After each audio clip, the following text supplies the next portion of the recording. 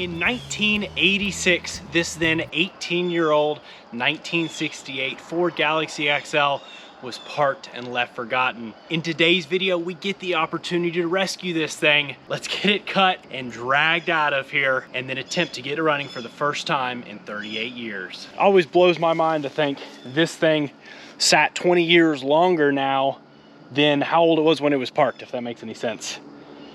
And I'm sure you can tell the property that we're on here has been vacant for, I don't know about that long, but a really long time.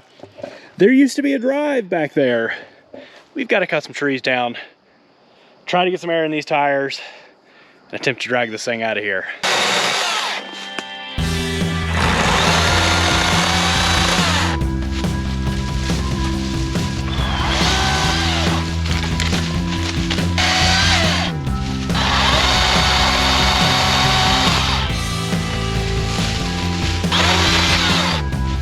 Electric chainsaw comes in handy.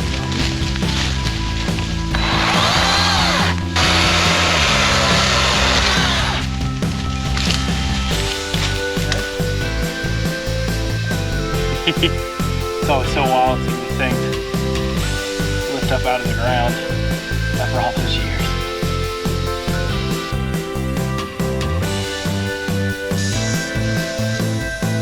Nope.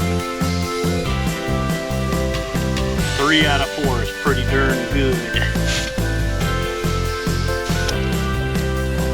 What's crazy is the key's still in the ignition. Let's throw this thing in neutral. I know the brakes are going to be locked up, but we've got enough time to get out of the woods here, see if they'll free up.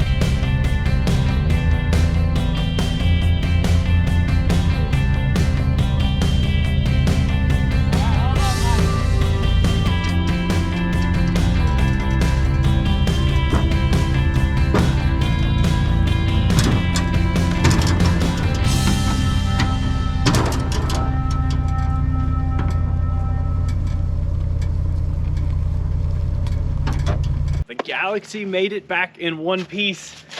We did jack this thing up, beat those drums around. They actually weren't super crusty, adjusted them down just a bit, got them to roll pretty freely, was able to get this thing off of the trailer. One thing that didn't happen, the hood did not come flying up. We still have not seen under here, and I think that'd be good too.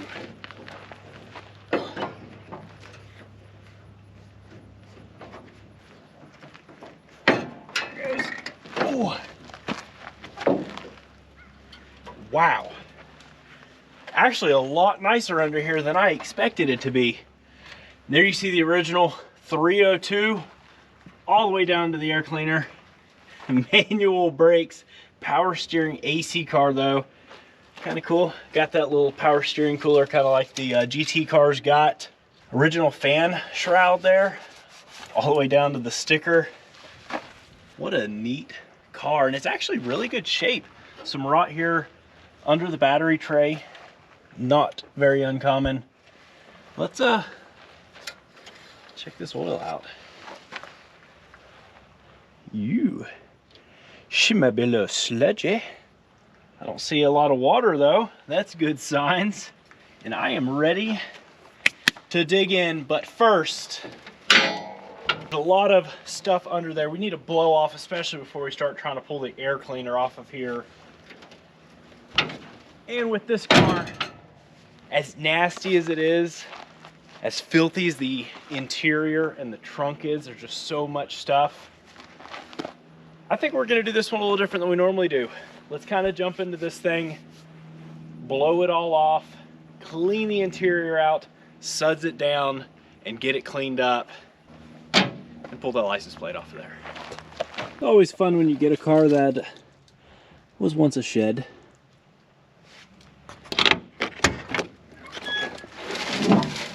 We're definitely going to be filling some trash bags up. One thing I'm excited to see in pictures and in video, this thing looks white. Even in person, it looks white. It's actually a factory blue. You can see the blue interior, some of the blue in the jams. I'm excited to see how this thing cleans up. It's obviously got quite a bit of patina. Hopefully it's gonna clean up okay. I don't know where to even start with this one. Man, this one's giving me some eight-legged freaks vibes with them gnarly spider webs. What are we doing?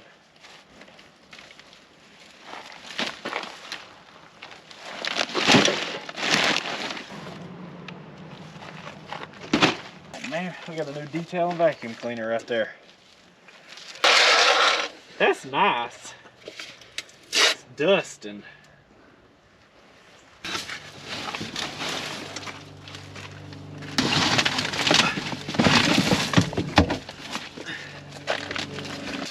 Here's that last 1985 registration and the original owner card. How cool is that?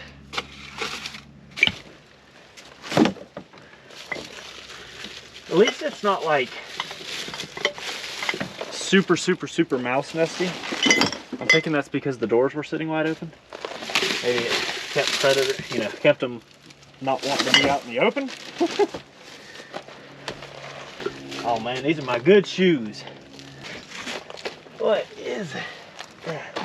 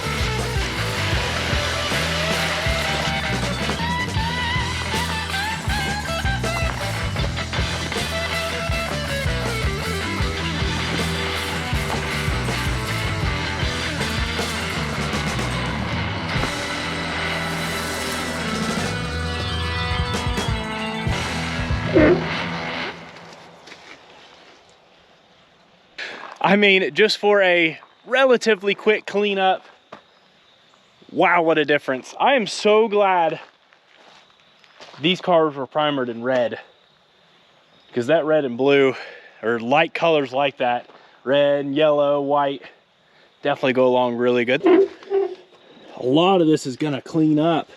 Seat needs a little work. Headliner's got one little seam split, dash a little spot, and of course it needs carpet. But otherwise, with a really, really good cleanup and some time spent on it, that interior is gonna be pretty neat. And one thing that really surprises me is the fact there's a trunk. As much moisture and junk as was in there with that leaky back window, the lid's not horrible. And there's what resembles a trunk there. A couple little rust spots. Really surprising given its circumstances. Tell us what we're working on. That. Nice job.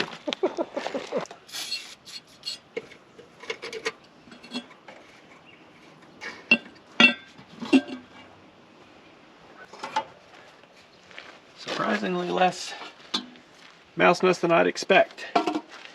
There's that little Motorcraft 2-barrel. 1973, so obviously a replacement. Looks like a good fit though. First thing we want to do is get these spark plugs pulled. These things are crispy, but as long as this thing is sat, especially down low to the ground like that, we want to go ahead and get an idea of the condition of our combustion chambers. We want to go ahead and soak these down with some penetrating oil, possibly something a little stouter if they do seem pretty crusty.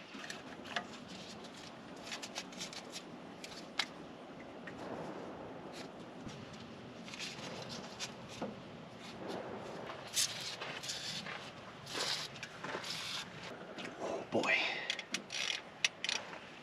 I said they look crunchy, didn't I? Oh.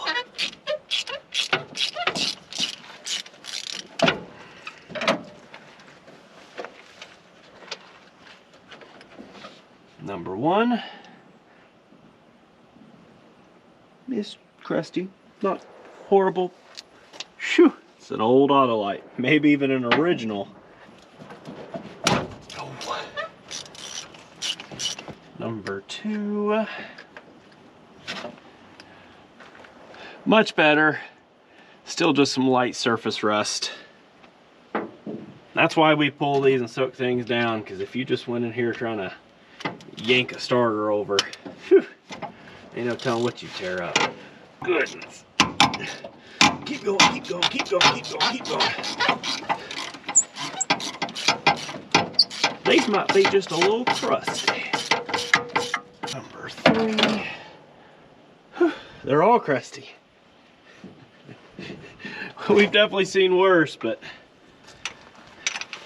it's not looking remarkably promising yet.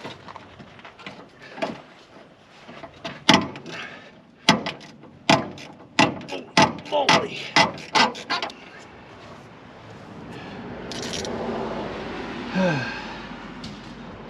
They're not wildly horrible, but this one definitely needs some Marble Mixture oil.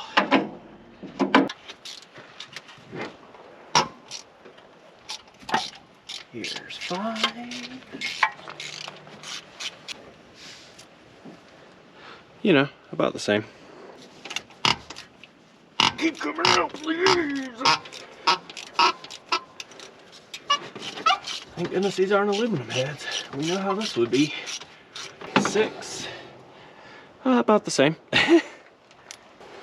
That's a replacement plug, and it's still crusty. It's a champion.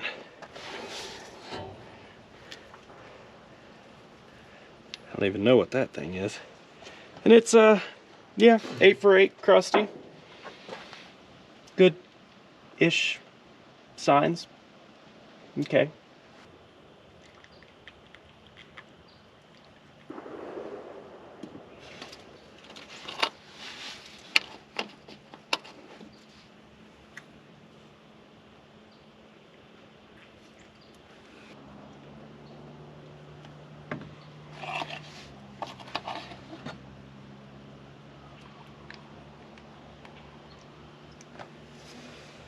Well, we'll give that one some time to soak.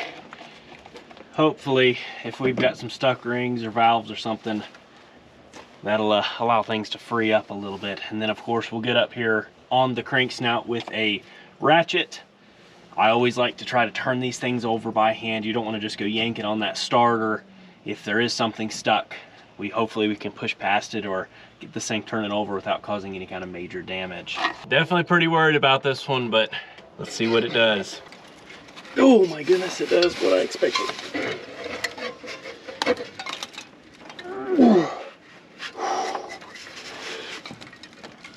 Oh my goodness, I just need some more leverage. Really crusty belts too, so hopefully we're just getting a little bit of a fault stuck, because it acts like it wants to.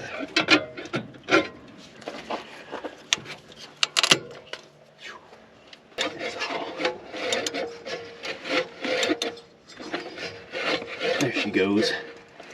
There she stops. Well, this is why we do it this way.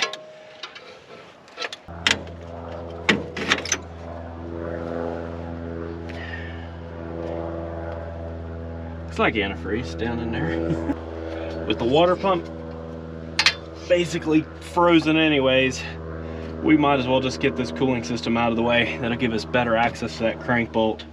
Try to turn this thing over and get a good free revolution out of it.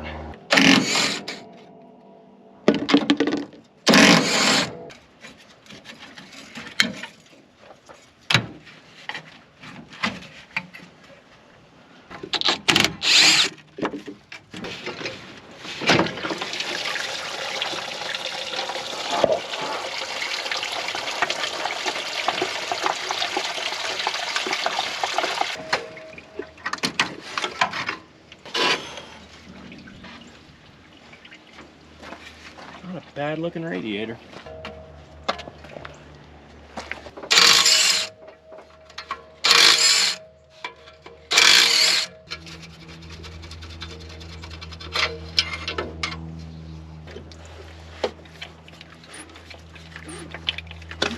Oh yeah.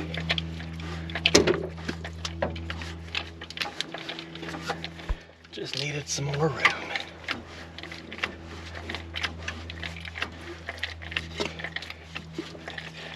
No valves hitting. Feels great now. Just super easy.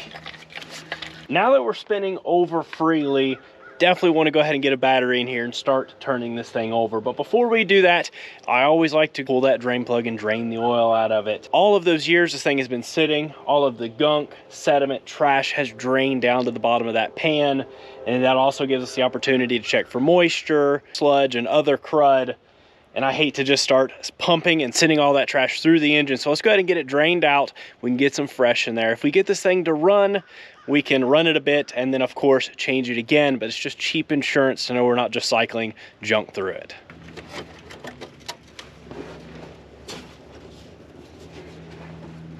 Let's see what we got. Comet. Oh, no. Can I have something to poke the sludge, please?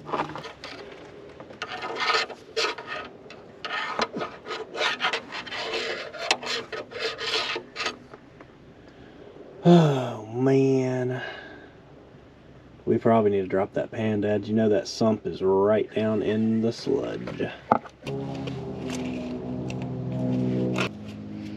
That oil filter's definitely been on there a minute or two. Call me crazy, but I'm not gonna try to do it without dropping that pan. That sludge had to have been at least that thick in there. You know the sump is straight down in there. It's just gonna suck it up and not have oil pressure. We're here to rescue these things, not just get them running. And I'm afraid we'd be doing some damage if we just tried cranking over on it.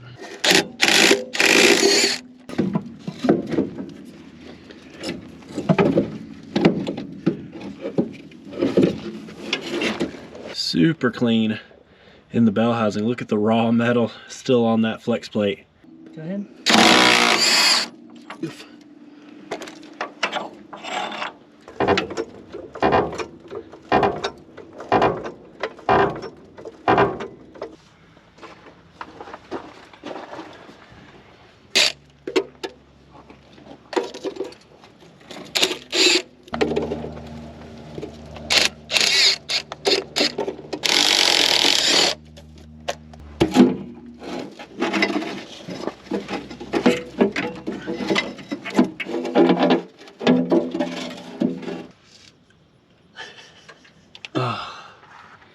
There's a reason we do that.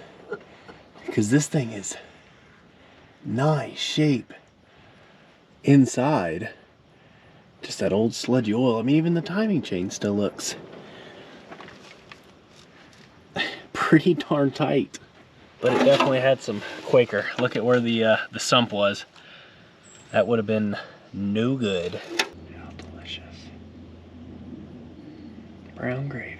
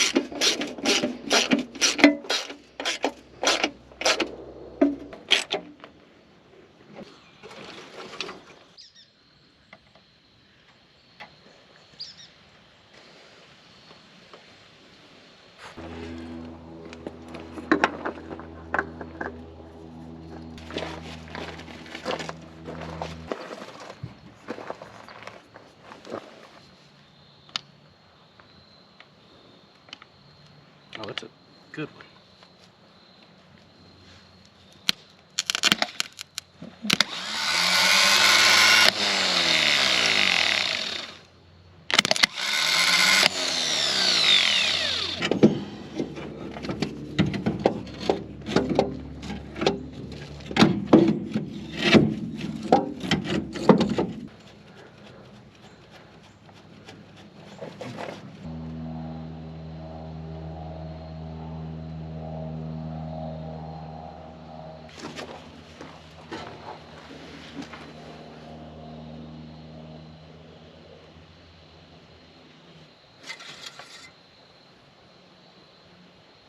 Yep, right at it.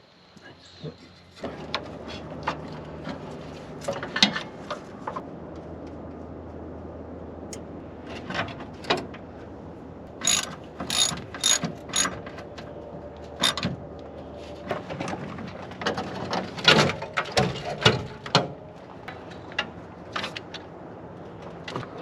You ready? Is it gonna blow up? No explosions. Headlights? Yep. No taillights?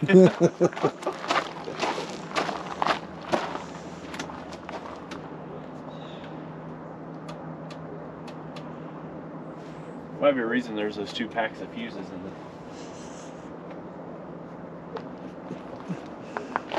Let's try to bump it over.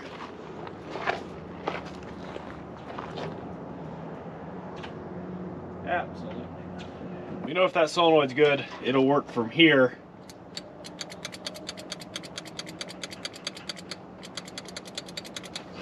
Definitely got a bad solenoid. We already know the starter works, so there's no point in jumping it out to check and test it.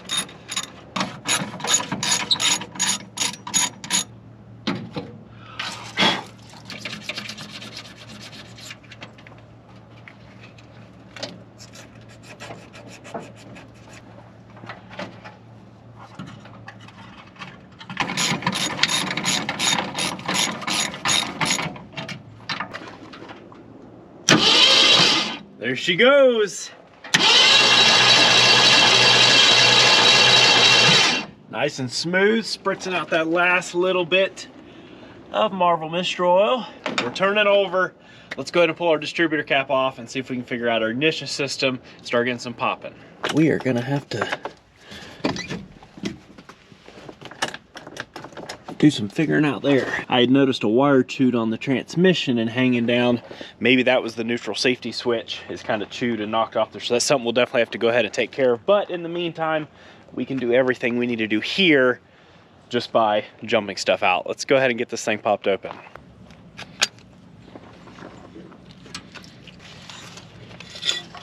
Yeah, it's a little crunchy.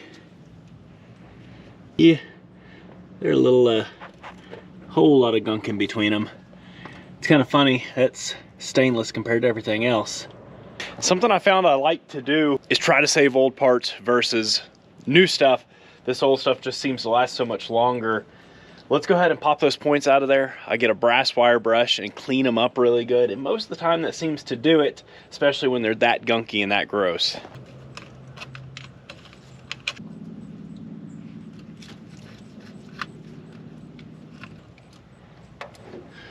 Oh yeah, that would have never popped.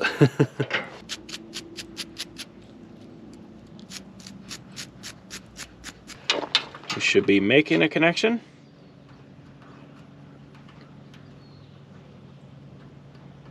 Which we are not. Those just must be completely burnt out. I cannot get them to make a connection. Brush set, make, break, make. Just like it should. Huh.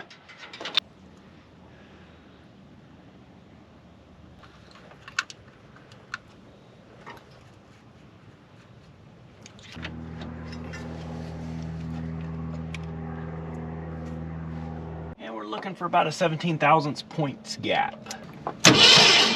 Oh wow, it already popped. Wasn't expecting to go that smoothly. Safe to assume that ignition system is, something's up with that ignition switch because there's some funky things going on there. Key on, and yeah, we've got nothing. Let's throw a jumper on there and see what it does.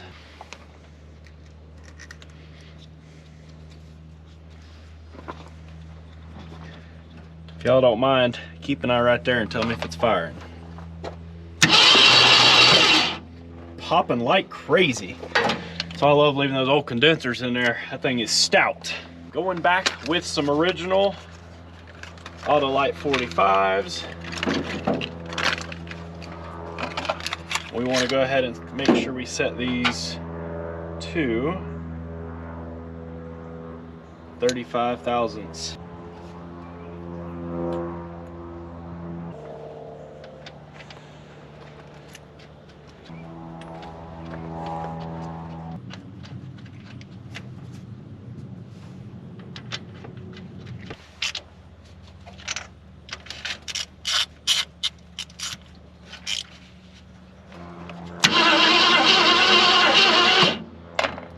We're turning over. We have what sounds like some compression. We're firing. Now we need to figure out our fuel system. Now, normally I would be concerned with turning this thing over and pumping some gross fuel through. And it's gross, but the tank's completely rusted out. So there's nothing in there, so we weren't pulling anything anyways. We've gotten a fuel pump, so we'll get that installed, and then that'll start pumping us some fresh fuel. And for the time being, let's try to pump into this carburetor and just see if it wants to do anything. I think realistically, at the end of the day, this thing could probably use a 4-barrel intake and a 4-barrel and some exhaust work anyways. Let's get that fuel pump put on. It needs to be replaced anyways, and start trying to pump some fuel to that carburetor and see what it does. Let's see, sweet tea. No sweet tea, thank goodness.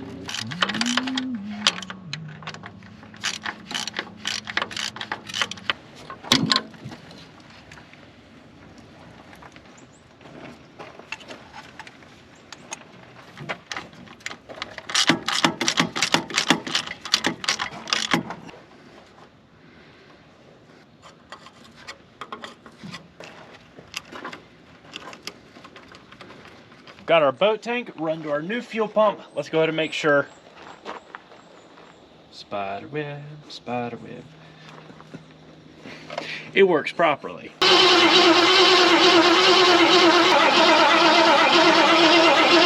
There it goes. I have a feeling this thing's going leak, leak, leak, but it's worth a try.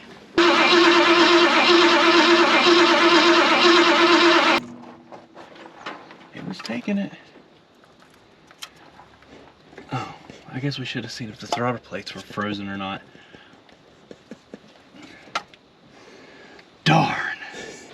For some reason, I thought for sure I had checked that.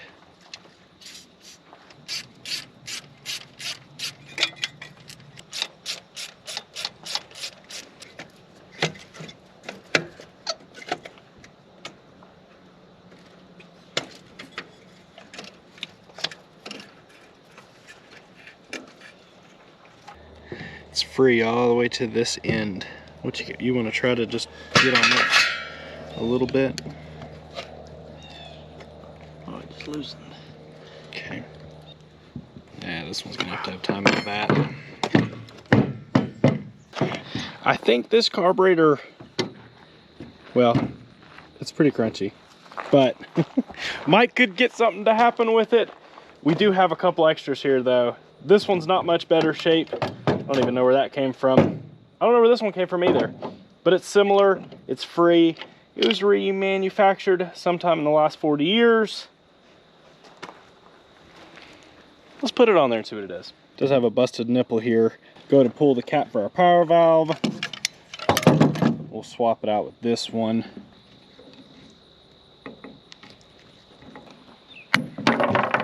This style power valve, we ended up having to use the original. So what we did is drilled, tapped out that little hole, made it where a screw goes in there, and then if it needs to be vented to something, we can install something to go in its place. That'll get us put back together for the time being.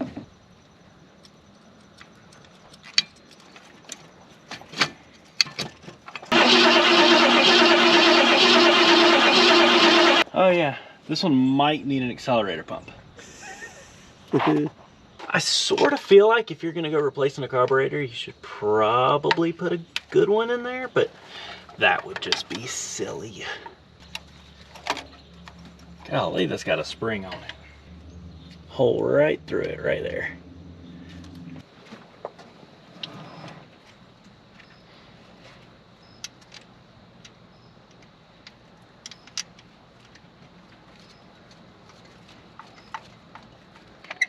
Got a pump there. See if it holds and see if it works.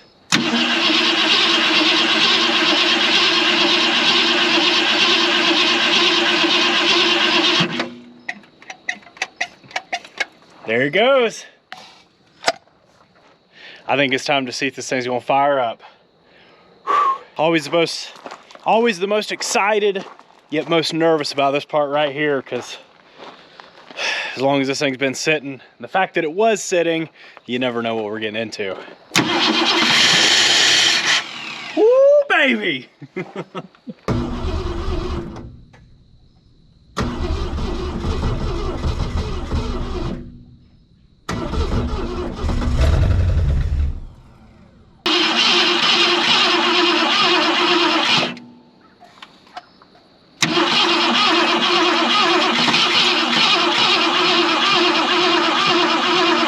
Come on, baby.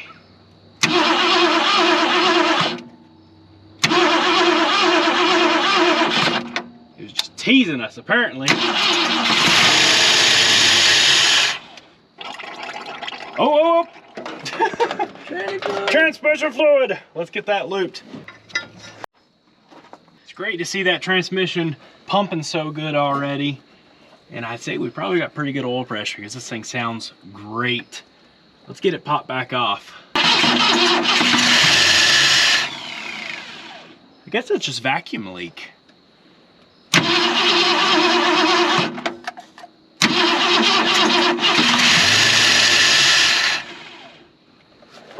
All right, Where's our big crazy vacuum leak at?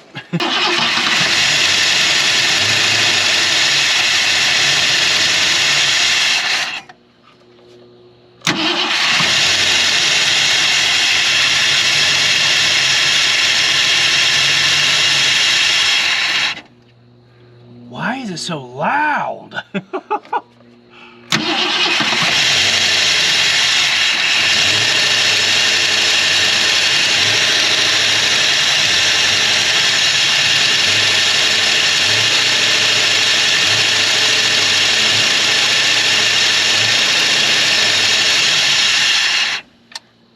It sounds really good, even though you can barely hear the engine because of how noisy the carburetor is. It sounds like a vacuum cleaner. Okay, doing some digging and looking and figuring out this whole mess right here is what's leaking everywhere. With that correct gasket to cover everything, hopefully now it'll run a little bit better.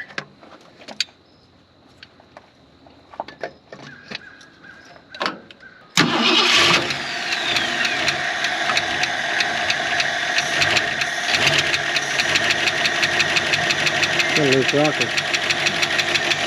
Couldn't hear those before.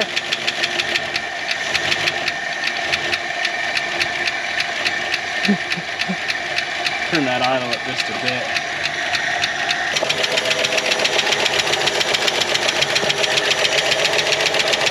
It's mostly on this one side.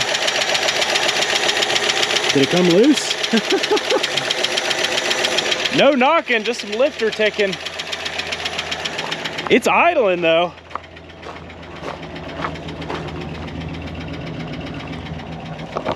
I've got our own meter hooked up to the oil pressure sender, and let's just make sure this thing builds oil pressure. I'm sure it has. It sounds pretty good other than lifters. They probably just need a little bit of time.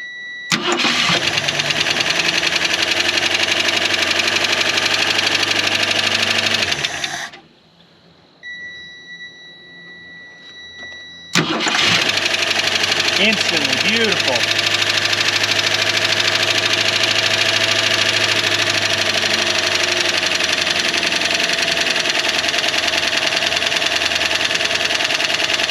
Doesn't sound too bad. Awesome, Dad. This thing obviously needs a bit more runtime to kind of dial stuff in, let that oil pump through everywhere really good. We need to take care of this water pump. Completely frozen, locked up. Alternator completely frozen and locked up.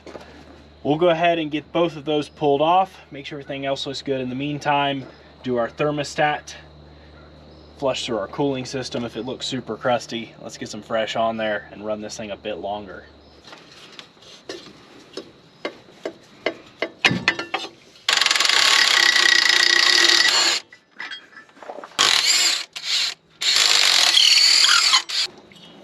Oh my goodness.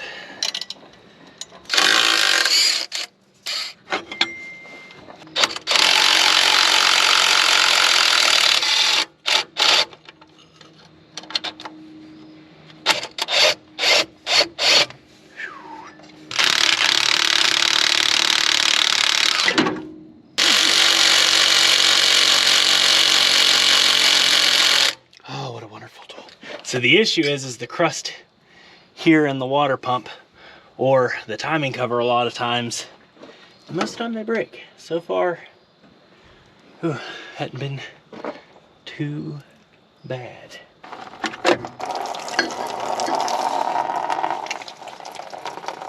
Engine side looks really clean.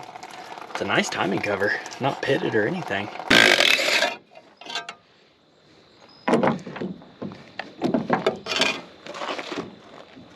I guess that bearing just completely locked up.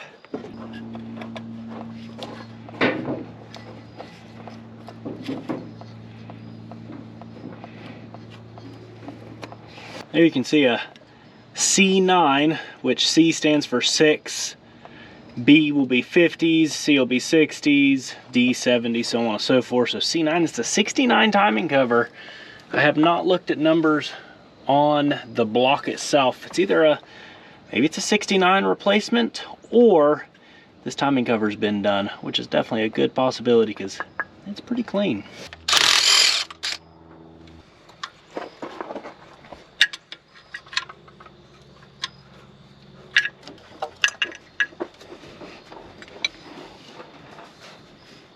That is an old thermostat. It's an Autolite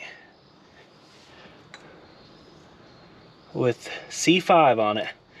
Might even be the original thermostat.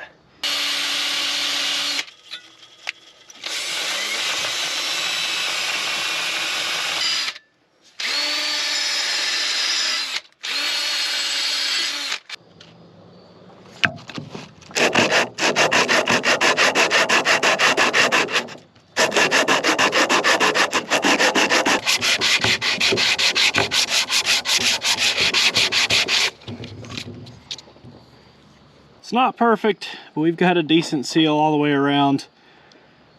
We probably should have bought a replacement, but this is what we have.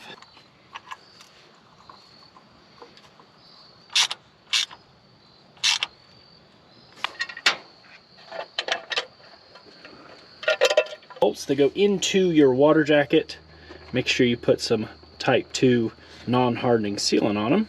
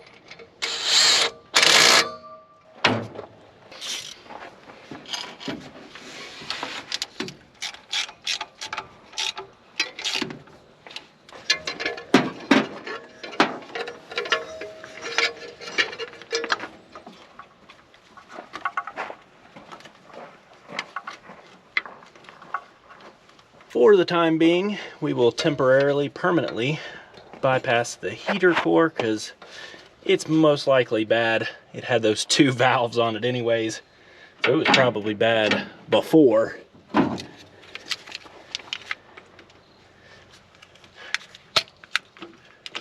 We don't use heat here in South Carolina anyways, except when it's cold, like right now. And I wish we had heat, but you know.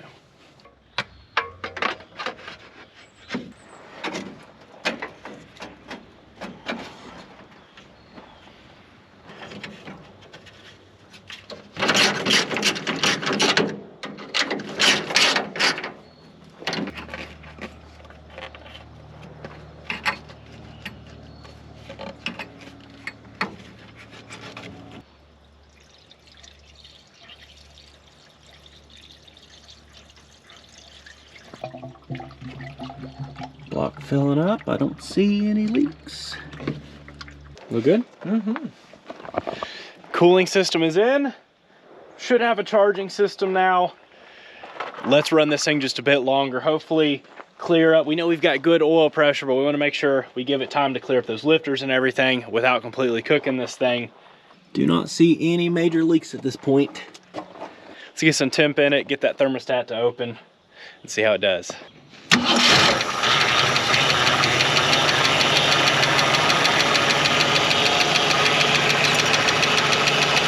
A little low on power steering.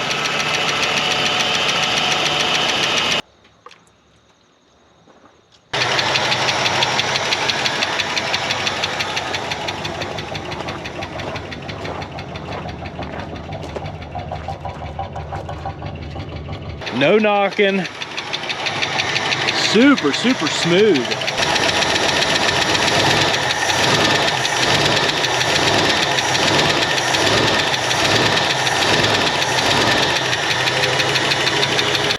I do think the best idea here, let's go ahead and at least pull one valve cover so we can get a look in here and make sure everything's flowing good and that we don't have a crazy loose rocker arm or anything.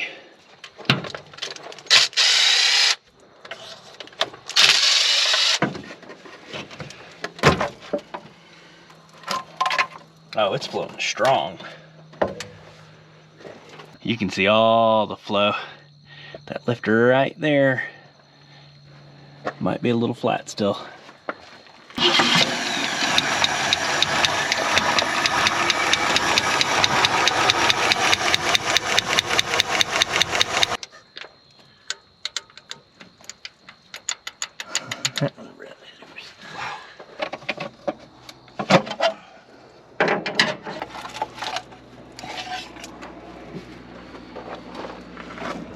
Oh, they're pumping strong on that side.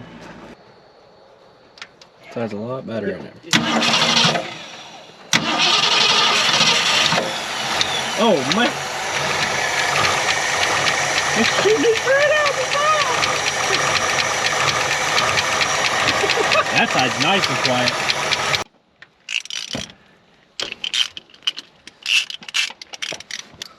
I want to check, see if this push rod is clogged.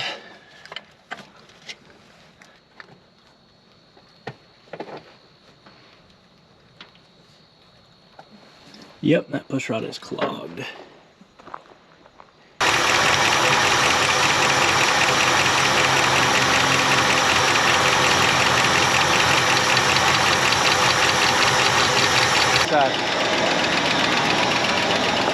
Sounds really good. Other than obviously we got to figure out that valve adjustment issue.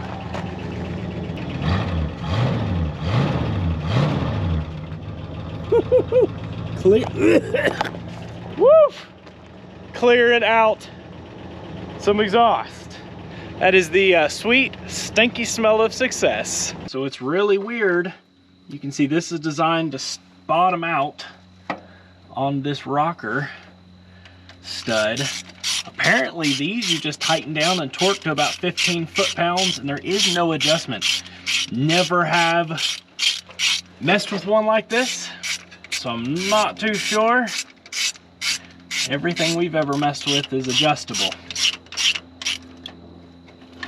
But it seems to run pretty good and it's only getting happier.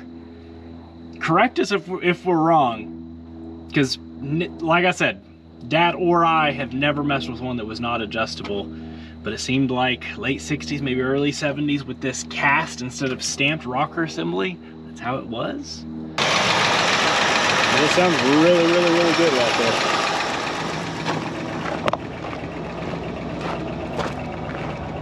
there. Sounds great. Doesn't smell great.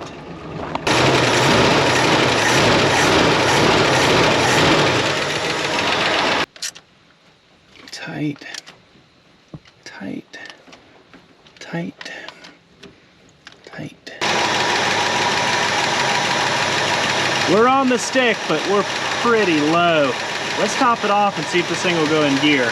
Of course, I might as well just put it in there before we got a fan blowing it everywhere. Yeah, that's true. It's working. Good.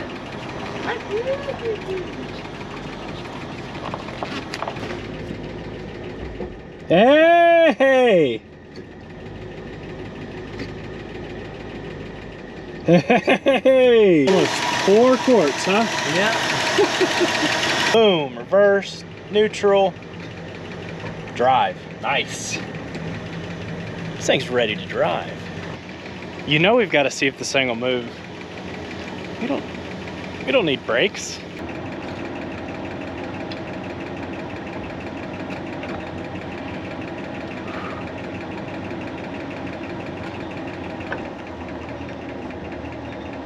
I didn't hook up the throttle cable. Retry.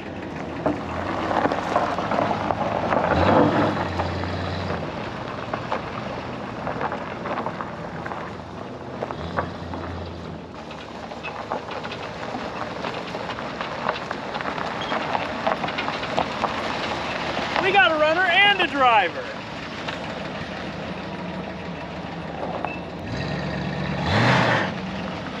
Ooh, it's a hot rod.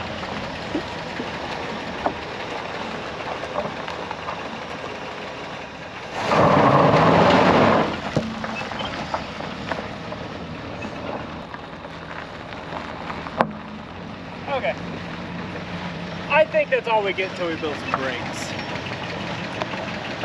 You can still hear the sewing machine going, but oh, it's getting so much better.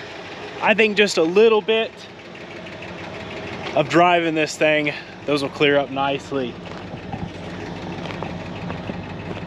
For old stock single exhaust, it does sound pretty good. Well, there it is. This 1968 Galaxie XL is a runner and a mover after 38 years of sitting. Definitely a little bit involved there in getting this thing going, but we'd rather be safe than sorry. Really excited to build our brakes, dial this thing in, and attempt to drive it. What a neat car that we are so excited to have the opportunity to rescue after all those years of sitting forgotten. If you all have enjoyed and you want to see more on this rescue and our other rescues and rebuilds, be sure to subscribe button, notification bell to keep up with our future uploads. We've got some really cool stuff coming. And if you have been a part of the channel, we do appreciate it so incredibly much. We get the opportunity to rescue these old forgotten rides because of each and every one of you. So thank you all so much. Peace out and catch you all on the flip side.